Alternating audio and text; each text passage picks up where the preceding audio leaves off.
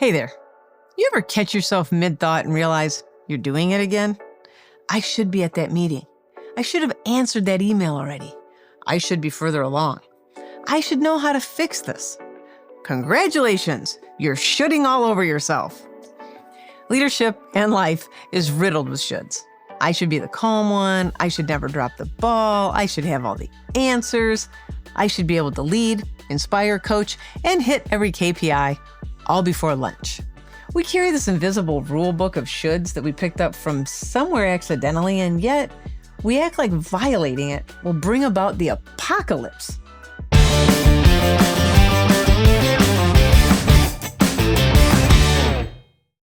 You know that voice, the one narrating your every move like a passive-aggressive GPS?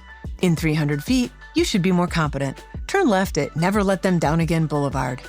I call that voice Captain Obligation. And spoiler alert, she's not a great leader. She's just scared. And here's where it gets even more interesting.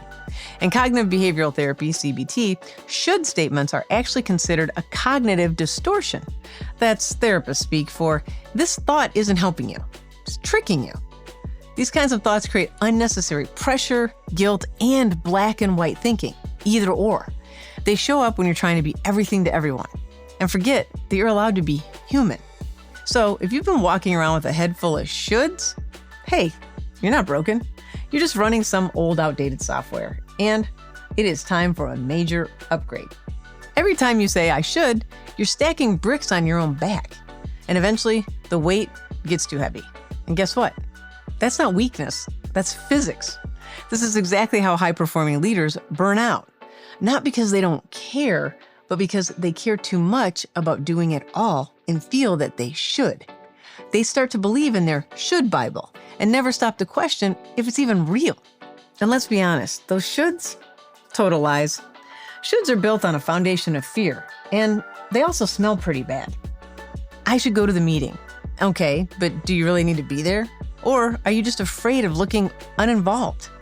I should handle this myself. Cool, but is that actual leadership? Or just your inner control freak in a blazer and nice pants? Have you ever stopped to ask yourself the opposite question? What if instead of should, you asked shouldn't? Could the opposite be just as true? Should is rarely about values or clarity. It's usually about fear. Fear of losing control, fear of being judged, fear of letting go, fear that if you don't handle it, people will think you're slacking and you'll lose approval. But newsflash, none of that may be true. Trust is also an option. I've worked with execs who literally can't say no to a meeting invite. Why? Because their internal script says, I should be there. I'm the leader. No one can handle it like I can, and I should be the one handling it. And after 10 hours of meetings, they wonder why they haven't actually led anything or touched the priorities that actually move the needle that they know are important. And I've done it too. I remember accepting a meeting invite with absolutely no agenda, just one of those vague calendar drops that said, touch base. I didn't even know why this department would be contacting me in the first place, but I said yes because, yep, I should be a team player. I should get on the call and find out what they want. And what happened? 30 minutes of my life I'll never get back discussing a project I had zero connection to, while my real work waited patiently like a dog at the door who was very hungry. That moment taught me saying yes from a place of should means saying no to something that actually matters. So here's some tips to work with Captain Obligation. The next time you catch yourself in a should, first check your body. Are your shoulders tight? Is your jaw clenched? Is your breathing shallow? Are you tensing up your body anywhere? That's not your to-do list talking. That's your nervous system saying, hey, this is an alignment. Back it up a bit. Let's take a few deep breaths before we react and make a commitment that we're not really clear about. And then, let me tell you this story. There was the keynote. That's how I like to refer to it. I had just launched a major project. My team was juggling flaming swords, and my cat, my actual cat, was seriously ill and needed care. And what did I do? Said yes to presenting at a national leadership event. Yeah, putting together a keynote talk when all the rest of that was going on. Why not? The better question was why? Because I told myself I should. Visibility, thought leadership, all the buzzwords. But I was running on fumes. And after the keynote, I ended up alone in my hotel room, sitting on the floor, eating a very sad, very dry granola bar, and wondering if this was really the dream. Turns out it wasn't a dream. It was Captain Obligation, in full command, helping me live a mild nightmare. So let me offer you something radical. Replace should with one of these three words: could, want, or choose. Not I should go to the meeting, but I choose to go because it aligns with what matters. Not I should answer that email, but I want to respond because it serves my team.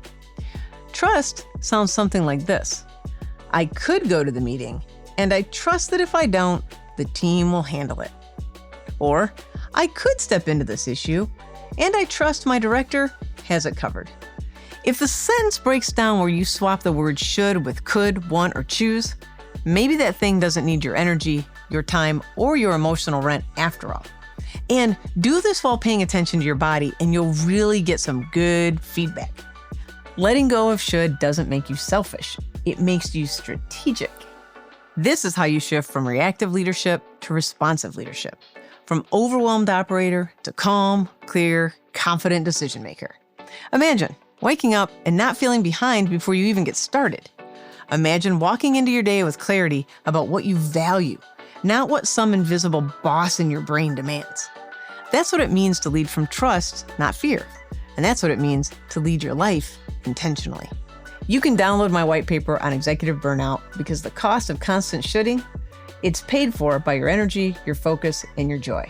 My white paper, you'll get all the cool tips, tricks, and practices you can use to walk yourself back from the brink. You just get it at the link here in the video. And of course, if you want more good stuff on all things leadership, hit subscribe to get more great stuff on how to thrive in the 9 to 5 and beyond. Happy thriving.